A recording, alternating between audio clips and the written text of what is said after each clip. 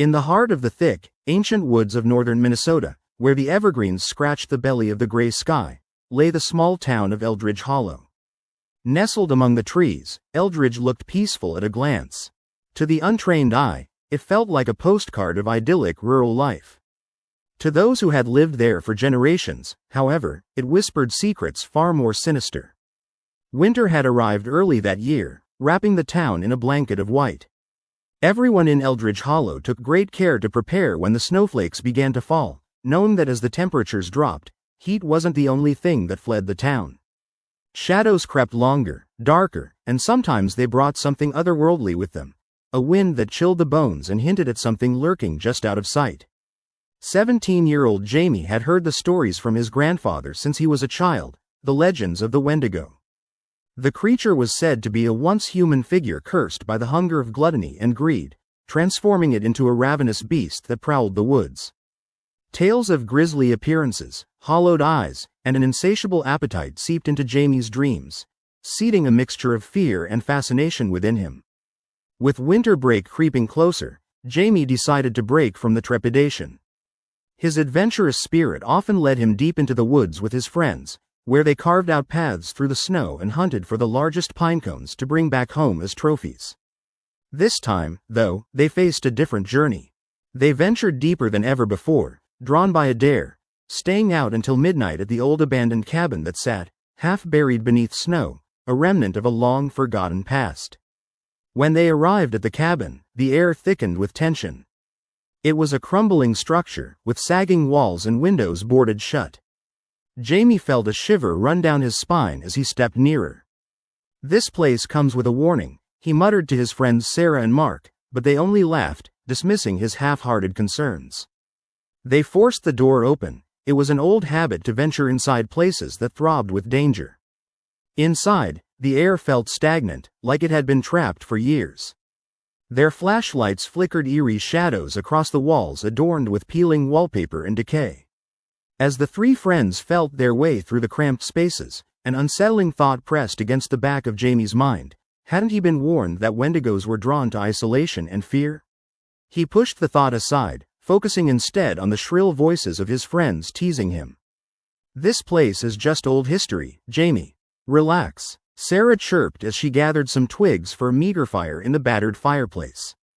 As night fell and the moon hung heavy above, they settled into an uneasy silence, the flicker of the fire casting long, nervous shadows. The wind outside howled around the edges of the cabin, an unsettling sound that made Jamie's skin crawl. Then, just as they started to feel safe, a hollow sound echoed through the night, a chilling howl that resonated in Jamie's chest, reminding him of stories he's heard, tales of a creature that should not exist. Mark stiffened. "What was that?" he asked, the boastful bravado washed from his face. "I think it was just the wind," Jamie said, but even he felt a knot of dread twist within him. Time dragged on, the fire crackling and the outside world a menacing unknown. Then they heard it again, a deep growl followed by the sound of something large shifting in the underbrush nearby. The air turned electric with fear as Jamie caught movement outside the frost-rimmed window. He turned, peering into the darkness. When he saw it, his heart plummeted. A tall figure emerged, silhouetted against the pale light of the moon. It had elongated limbs and a skeletal frame, but what paralyzed him were the eyes, glowing, hollow, and hungry.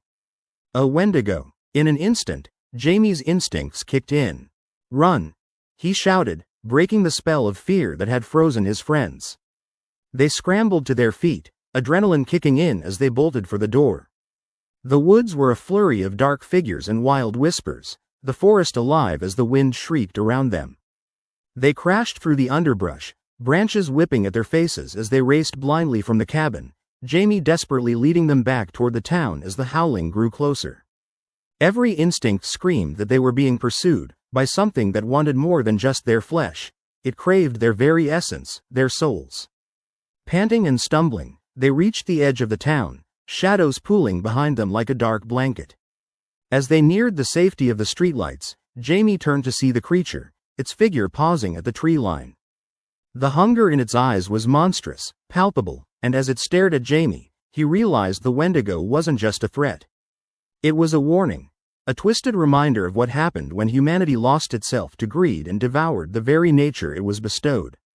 In the dead of winter that year, Eldridge Hollow remembered 3 kids who had braved the night but learned that some places harbor secrets not meant for the curious.